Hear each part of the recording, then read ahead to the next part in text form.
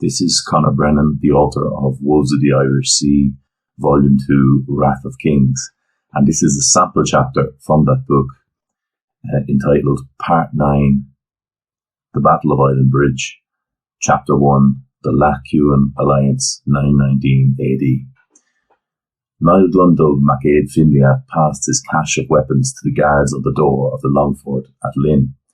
He entered alone, unafraid, ready to confront any of the Norse and Norse Gael warriors present, meeting each eyeball to eyeball, daunting them with his presence. In truth, it was only the largest berserkers who could match him for size, and even at 49 years of age, he was sure that there were none here who could take him in single combat. The Longfort was long and possessed a musty smell, hinting at great age. It indicates how long the Northmen have had a presence in Ireland, Glundub thought to himself ruefully, although he wisely elected not to voice his conclusion, lest it offended the denizens of the place. He was here to offer an ultimatum, after all. Great shields and spears were hung decoratively from the rafters, hinting at the martial pride of the people here, despite their relative civility compared to the rest of their savage kin in the region. Glundub understood well that trade and not raiding was the modus operandi of the Norse Gaels of Linn, but he had no doubt that if their traders even now came upon a weakly defended village on a river system in Ireland, Wales or Francia, they would most certainly take rather than buy or trade. He strode right up to the dais where the Earl of Linn sat upon a throne draped with wolf pelts. The Earl's name was Olaf Snorrisson, and he had ruled here for almost a decade. His hands and neck were bedecked with jewellery, and he wore a circlet of gold upon his head. It mystified Niall how a man like this, who was perhaps only 2 generations removed from absolute barbarism, could have accumulated such wealth, much less kept it from the more powerful heathen warlords of the region. To still maintain a modicum of independence from not just the Uí Mhair, but the Irish kingdoms that surrounded it, spoke to the political guile that Earl Olaf wielded. Glundub could not recall a single time where the forces of Linn fought that was not purely in defence of their town. There were 3 men at the foot of the dais, 2 to the right of the Earl and 1 to his left, whom Niall recognised. The rest of the occupants, guards and petitioners stood back from both Niall and the Earl and his chief men and waited for the inevitable heated exchange to begin. Niall hated pleasantries and spoke bluntly. Earl Olaf, I am here for a single purpose, to demand your allegiance in the battle to come with the Uí Mhair. I am the High King of Ireland, and Northmen or no, your land is on my island, and only by my authority are you even allowed to exist. Many of my predecessors would have thrown you back into the sea. You defied me once successfully, that is true, but now I command the armies of Meath and Connacht as well as the North. If you don't submit to me here and now and agree to aid me in the destruction of Viking Dublin, I will send every warrior that I have under my command against your walls until Linn is subdued and you are crucified on the shoreline as a warning to all of your kind. Niall could feel the blistering anger all around him as proud Norse Gael, and allied mercenaries of the Earl took affront to Niall's threatening directness. But Glundub cared not a fig. He had come too far to be cowed by such as these, and saw the Earl as having little option but to join him or die.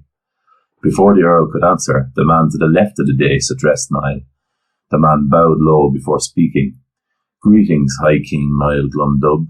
My name is Magnus Magnusson, but I am known in many ports around Ireland as Longtooth. I am a simple trader and lead Earl Olaf's mercantile fleet. I know that I speak for the Earl when I say that we have no intention of standing in your way and would never oppose you militarily unless it was in our own defence. I also trade with the Uí Mhair in Dublin, admittedly, but we have very few ties to them apart from economic ones. Although we are all descended at least partially from Northmen, we pay no homage to Sitric the Scourge. And yet, should you demand this of us, and some of the Uí Mhair survive, I fear it would go ill for our town. They would come down upon Linn and sack it, putting the entire population in chains. Surely in your wisdom, King Niall, you can see our predicament, and why it would be my lord's preference to remain neutral in any conflict between the Uí Néill and the Uí Mhair. Niall was unmoved. He disliked this man and the oozing words spilling out of his mouth. He looked every bit the rugged Norse trader, but spoke like a Saxon courtier, effeminate and obsequious. Trader Magnus, I did not come here to negotiate or pander to the quandary that Linn finds itself in. I came to command. Let me repeat, and this time the Earl can speak for himself. You will join us in 2 weeks' time at the yet-to-be-decided appointed place with your warriors, or I will level this town. The Earl stood up from his chair, veins bulging from his neck in fury, and shouted at Niall, You dare command me in my own hall. We are independent and pay fair tribute to the kings around us, who all subsequently pay tribute to you. You have no reason to threaten us with destruction, none at all. Niall almost laughed at the outburst and interrupted the Earl immediately. Sit yourself down, Earl, and comport yourself calmly. I will say and do anything to anybody at any time for my country, and if it means rousting some greedy Earl from his town, so be it. Now consider your position and be quick about it. Are you with us or are you against us? There is no middle ground here for you to inhabit for once, Earl Olaf. The two men to the Earl's right were livid with rage. Niall recognised both on entering the hall. One was the Earl's nephew, a tall, broad and blonde brute of a man, while the other was the mercenary captain, Donal MacCossaghtuck of Munster. Niall stared at the Irishman and smiled. Donal MacCossaghtuck, mercenary commander. I seem to remember putting an arrow through the neck of your friend several years ago. Maybe it was you whom I should have slain instead, as here you are defying and betraying your countrymen once more. The Munsterman hawked and spat on the ground in front of Niall and rasped a response. My whole family, father, uncles, brothers and cousins, were all slain at Ballachmunya by your southern Uí Néill kin. It may not have been you that day, but men under your command now are present. The entire Uí Néill clan can hang for all I care. You, Dunica Dunn, Concobar MacFlan, Mail Mythic, you're all the same. Warlords near as bad as the Uí Mare. If you're not fighting the Vikings, you're fighting each other. The Earl wants peace for his people and you will not give it to them. You claim to be their High King, but all you do is bring them death. Either we defy you and die in a siege, or we die in 2 months when Sitric the Scourge comes for us if you lose, or his brothers come if you win. Where is the justice in that, High King? A chorus of ayes and yeses echoed around the hall at the mercenary captain's pronouncement. Niall Glundub had not been at Ballachmunya, but he knew that thousands of the best fighting men of Munster had been wiped out in a single day, and this man's family were obviously among them. And despite this, and the prevailing sentiment in the hall, he still could not care less. The concerns of petty kingdoms and mercenary captains were beneath him. They would obey or they would hang. Earl Olaf, silence your minions. I will repeat the demand one more time and give you a chance to answer. There will not be another. If I do not like what I hear, I will march outside of these walls and invest you in a siege immediately. Should you lose your collective minds and attempt to take me captive here, and now my half-brother Concobar and my son Hector have orders to reduce this place to ruins, even at the cost of the loss of my life. And you see, that is the difference between you and me, Earl Olaf. I am High King, and with that title comes responsibility. Regularly, I must make grave decisions that can cost the lives of not just my warriors and my people, but my own life as well. And I am willing to do that in a heartbeat. The country of Ireland is worth infinitely more than one nobleman's life, even my own.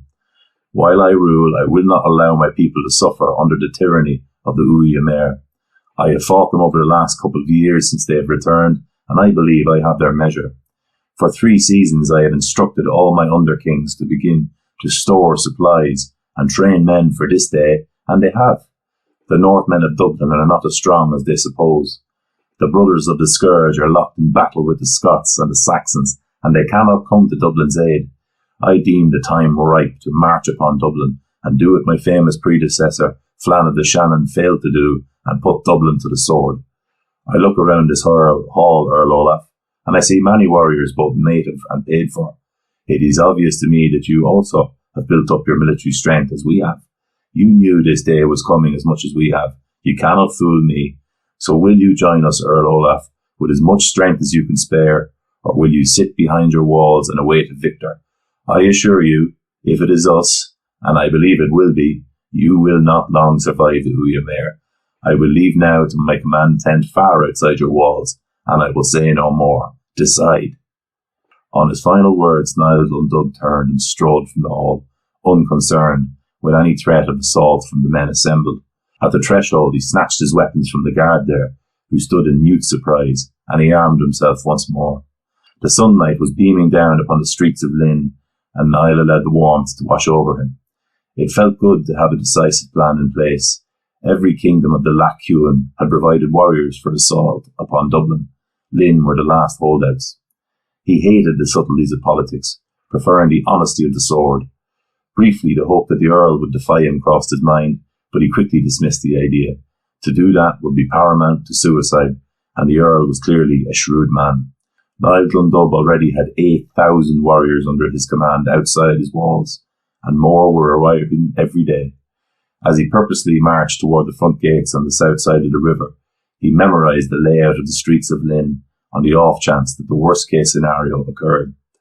If they defy us, this place is doomed, he knew. When he reached the gate, a whole squadron of Norse Gael warriors stared at him sullenly as he slipped through the wooden gates of the palisade. But it was about as threatening to Niall as the sunshine itself. They will stand beside me on the field of battle on the fortnight, or they will litter the ground as corpses by the end of the day. In his command tent, several of his underkings awaited him, all standing around a mat drawn on calfskin across a makeshift table.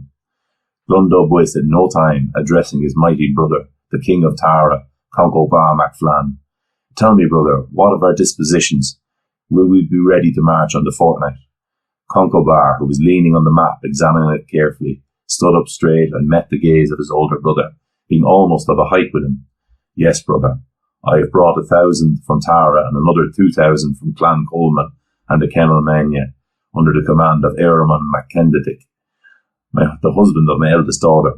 Donegal Dunn has arrived in the last couple of hours and is overseeing the setup of his camp with the Callia Followmain. His eldest son, Donald Dunn, my nephew, is here. They have 1,500 men. Glundub nodded at the young lad and grasped him forearm to forearm the warrior's way. Niall could see him swell with pride. This sort of awestruck deference was something that he was accustomed to when meeting green warriors and campaign, but it did not bother him, as it was good to command such respect from the men under him. Conco Bar continued, You yourself have brought your entire host of 6,000 men south, with only a few hundred left behind to defend the north against attack. The northerners are obviously under the command of both you and the men here in the tent. Niall looked around. The son of the Black Fox from Arkiala was there, Flahertock MacDonald of the Kennel Comale, Kernacon MacTiernan, and a powerful young man from the Uí Rourke too. The Dallaridi and the other Euladian tribes were under the overall command of Aed MacEachacon, who stood proud beside the table. What of the men of Connacht and Brega Conco Bar? Niall asked. Biolan MacCormac and his nephew and heir designate Kellop MacFogartag are leaving it to the last moment to join us, but when we approach the Liffey, they will come. Male Mythic MacFlanacon awaits us in Kells with 1,500 men and scouts as far south as the River Liffey for us. The Connacht men are some 2 days out. Cathal MacConco Bar and his son Tig lead a force of some 1,200, mostly made up from the Uí Brain clans of Silmirideg and the Silcall. Conco Bar stood up straighter and spoke excitedly. Brother, when our host is fully assembled, we will have in the region of 12,000 warriors under your command. Niall exulted inside. This was arguably the greatest force of Irishmen ever assembled in one place for a single purpose, and yet he wanted more. What of the word we have sent across the sea, brother? Is there help from foreign sources? What word from Leinster, Osrega and Munster? Will any come, or will this army be purely composed of us from the Leath Cuinn, the northern half of Ireland? At these questions, Conco Bar's confidence deflated a little. We sent messages to Constantine, our cousin, but he replied by letter saying that he has recently suffered terrible losses at the hands of the Uí Mare in Northumbria last year. All he can do is think of us in his prayers. He says that, should the battle go ill, to send as many of the noble children of the Uí Nail to him as his wards to protect them from heathen retribution. He has some good news, though. Both Othir I Arla, the Black One, and the bastard of Norway, Gragabai, were both slain in battle against Constantine's young nephew, Mael Colum. Murmurs of satisfaction broke out amongst the kings present at that news, but a glance from Conco Bar silenced them. Continue, brother, said Niall. There is civil war in Wales among the surviving sons and grandsons of Rodri the Great. The old king, Huel Da, looks the likely victor, but no help will come from that quarter. Aethelflaed of Mercia was slain, allegedly by a Viking warband on Watling Street, and her brother is busy subduing Mercia to annex it on her demise. He intends to unite the crowns upon his own head, and has taken Aethelflaed's daughter captive. The Munstermen and Osrogans have been ravaged by the Northmen, and are reduced to minor skirmishes and guerrilla warfare. They have no help to offer. The most grievous blow to our hopes in the Loch Mogha is that some of the Uaimh nobility have married some of the princesses of Leinster, and vice versa. It is likely that when we attack Dublin, we will face Irishmen on the field of battle, as well as the Northmen. That sent a shocked ripple amongst the men in the tent. Niall had suspected as much, that the Uaimh would have subdued the lands around Dublin and their loaded long forts, and would have demanded not just tribute, but warriors as well. Irishmen who likely would have little love for the Uaimh either. To distract the men more than anything from the fact that they would face Irishmen in the field, he asked his brother about the enemy. What do we know of the Uaimh, and what can they likely field, Concobar? The King of Tara and Clan Coleman scratched his chin and shrugged before answering. Well, I estimate their strength at any one time at between 3,000 warriors and 7,000. At this time of the year, I hope that many longboats will be at sea, and if we hit them hard and fast, they will be of no use. They have the allegiance of roughly 20 to 30 warbands that operate around the Irish Sea, Britain and Francia, but they are not a cohesive force of men, and are never settled at one port for long. Ragnall Iverson's kingdom of Northumbria is in constant turmoil, and the fighting is endless there, my bishops tell me. I must believe that this is a constant drain on his men and resources. He will not be able to provide much help to his brother when we come. Sitric the Scourge himself will lead the Uaimh. His four main commanders based here in Ireland are firstly, Brunbulg Headtaker, who is almost 75 and in his dotage, although admittedly still deadly. The second is a woman who is deep in his counsels by the name of Olga. They call her the Valkyrie, and she has as many women under her command as men, with many of them rumoured to sharpen their teeth and eat the flesh of the vanquished. Niall shuddered in disgust at her description, but allowed his brother to continue. The young son of Godfred Iverson, despite being only 14 years of age, is the third. He is gathering repute and has been trusted with command and several raids into Brega. And the final man of renown that we know of, who will be fighting at their side, is the warlord Amlaib the Sinner, who leads a contingent of berserkers from Limerick on behalf of his father. As for the rest, who knows? At any one time there could be warriors from Norway, Francia, Frisia, Denmark or the Rus, but there is no way to know, and it is up to God to decide if we are fortunate or not. Glundub nodded, his jaw clenched in determination. It doesn't matter. Whatever they have, it won't be enough. Dublin, we know, is defended well from the north, and because of that I have decided upon our plan of action. We will cross the Liffey River at Island Bridge and hit them from the rear where the walls are lower and more difficult to defend. If we break into the city in any strength, the day is won. Donal MacDonagh, you with some of your father's men and the Connacht men when they arrive, will invest the northern wall of the city and throw the occasional feint at them. That way they will have to man the walls properly on the northern side, and even if they discover us, by the time we cross the river it will be too late. At that moment a horn could be discerned from the babble of the warriors camped around the tent. In moments one of the guards let through a large man, Norse Gael, helmed and fierce. Niall recognised him. It was Sven, the nephew of the Earl of Linn. What say you, Sven? Asked Niall. What says the Earl of Linn? The Norse Gael warrior removed his helmet and placed it under his arm, staring at Glundub and Concobar both. We fight for you, Niall Glundub. We fight.